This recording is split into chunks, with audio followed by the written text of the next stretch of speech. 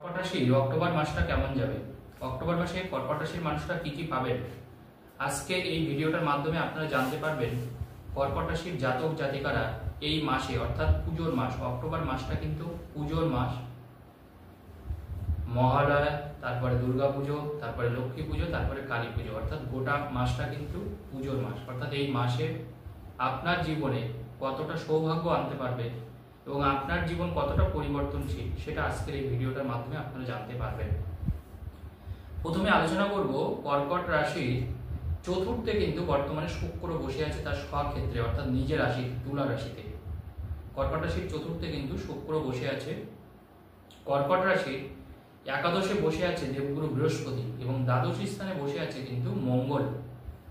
এবং কর্কট রাশির তৃতীয় ঘরে বসে আছে কিন্তু রবি, বুধ এবং কেতু। এবং কর্কট রাশির অষ্টম ঘরে কিন্তু বসে আছে শনিদেব।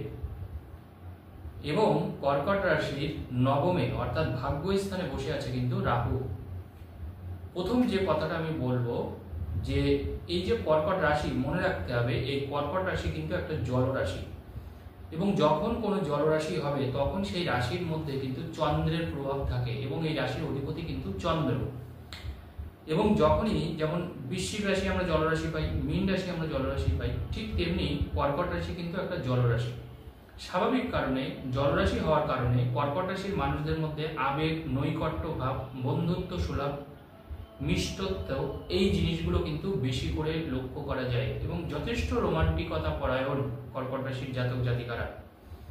তার কারণ হচ্ছে এই রাশির মধ্যে কিন্তু একটা ভালোবাসার ছোঁয়া থাকে, একটা রোমান্টিকতার ব্যাপার থাকে এবং এই রাশির মানুষরা কিন্তু ভীষণ মুডি হয় এবং যথেষ্ট আবেগপ্রবণ হয়। অর্থাৎ মানে এই মানুষদেরকে যদি ভালোবাসা দেওয়া হয় তাহলে তারা কিন্তু সব কাজ করে দেবে বিনা প্রশ্ন করে। কিন্তু যদি তাদের ইগোতে হার্ট করে কোনো কথা বলা হয়, তাদেরকে কষ্ট দিয়ে কোনো কথা বলা হয়, তখন তারা কিন্তু অত্যন্ত ভয়ঙ্কর হয়ে যায় কর্কট রাশির মানুষরা। অর্থাৎ তাদেরকে যদি আপনি ভালোবাসা দেন অবশ্যই আপনি ভালোবাসা পাবেন, কিন্তু তাদেরকে যদি আপনি খারাপ কথা বলেন, কটু কথা বলেন, সেই ক্ষেত্রে তারা কিন্তু যথেষ্ট হিংস্র পরায়ণ হতে পারে। তবে ওভারঅল আমি বলবো কর্কট রাশির মানুষরা কিন্তু অত্যন্ত ভালো মনের মানুষ হয় এবং এই রাশির মানুষরা কিন্তু অন্য মানুষের বিপদের কথা শুনলে ঝাঁপিয়ে পড়ে। অর্থাৎ অন্যের বিপদে তারা কিন্তু কষ্ট পায়, অন্যের দুঃখের কথা শুনলে তারা কিন্তু কষ্ট পায়।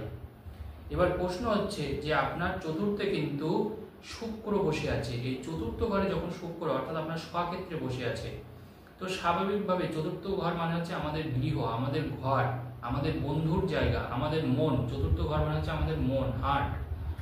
তো এই মুহূর্তে আমি যে ভিডিও করছি এখন থেকেই আপনি ধরে রাখুন আপনার মন মানসিকতা যথেষ্ট প্রফুল্লতা থাকবে, যথেষ্ট ভালোবাসার উদ্রেক হবে আপনার মনের মধ্যে।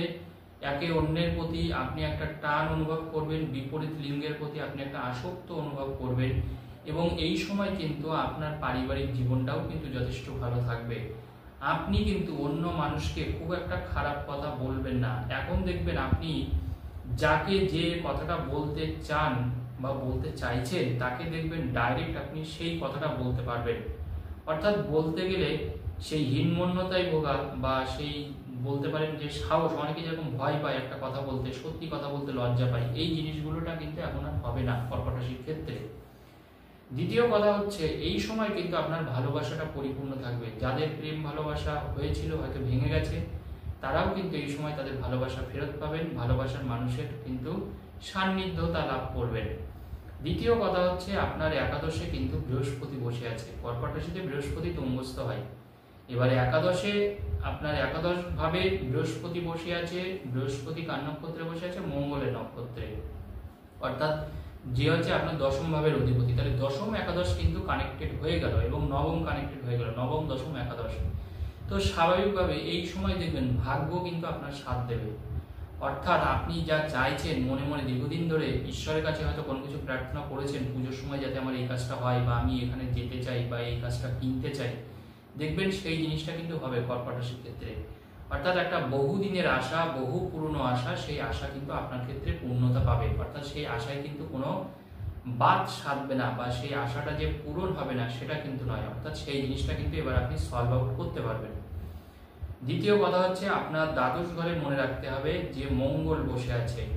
অর্থাৎ আপনার দশমপতি কিন্তু দ্বাদশে, অর্থাৎ বাইরে কাজের কানেকশন কিন্তু এখন পাচ্ছেন আপনি। অর্থাৎ যারা বাইরে যেতে চাইছেন বা বিদেশ যাত্রা করতে চাইছেন বা বাড়ির বাইরে দূরে গিয়ে কাজ করতে চাইছেন, তাদের জন্য এটা আমি বলবো উপযুক্ত সময়।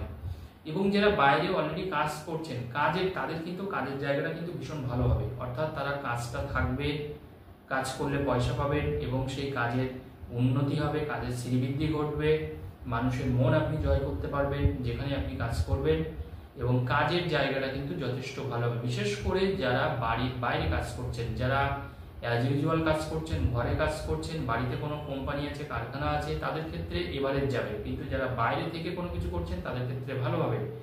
বাট যারা কোনো চাকরি করছেন, সেটা হতে পারে গভর্নমেন্ট, হতে পারে প্রাইভেট সেক্টর, তাদের কিন্তু ভালো যাবে পুজোর মাসে। অর্থাৎ নতুন কিছু পাবেন, নতুন কিছু অর্থ আপনার হাতে আসবে এই মাসে, নতুন কিছু অর্থ পাবেন, নতুন কিছু টাকা আপনি পাবেন, আপনার প্রমোশনের কোনো কিছু জিনিস আপনি পেতে পারেন। কিন্তু মনে রাখতে হবে, এখনো যেহেতু আপনার রাশি করে শনির ঢায়া চলছে, আপনার রাশির অষ্টমে শনি বসে আছে, সেই ক্ষেত্রে আমি বলবো একটু সাবধানে আপনাকে থাকতে হবে। বিশেষ করে শরীর স্বাস্থ্যের দিক থেকে সাবধানে থাকবেন।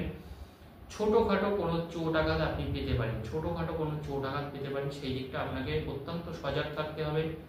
রাস্তাঘাট অত্যন্ত সাবধানে পার হতে হবে। ফোনে ফোনে কথা বলে রাস্তা পার হবেন না, এটা অত্যন্ত একটা খারাপ জিনিস।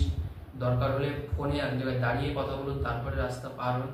মোট কথা রাস্তাঘাট এইগুলো একটু সাবধানে ঠিক রাখবেন। আর যারা নিজে ড্রাইভ করছেন, সেটা 2 চাকা হোক 4 চাকা হোক, তারা অত্যন্ত সাবধান ও সন্তর্পণে আপনারা গাড়ি ড্রাইভ করবেন। সেই ক্ষেত্রে কিন্তু আপনারা অনেকটা সেফ থাকতে পারবেন।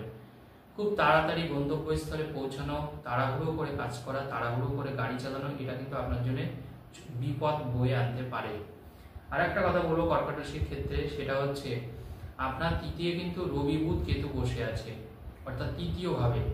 তো স্বাভাবিকভাবে এই সময় কিন্তু মাঝে মাঝে আপনার কাছের কিছু মানুষ, বিশেষ করে আপনার কোনো জ্ঞাতি, আপনার কোনো ভাই বোন বা তার শ্বশুর শাশুড়ি বা আপনার নিজের শ্বশুর বাড়ির থেকে কোনো কিছু আপনি খারাপ কিছু আপনার জীবনে আসতে পারে। তারা আপনার নামে কিছু খারাপ জিনিস চাপাতে পারে, কোনো বড় কোনো ডিমান্ড করতে পারে আপনার কাছে যে আমাকে এই জিনিসটা এখন দিতে হবে।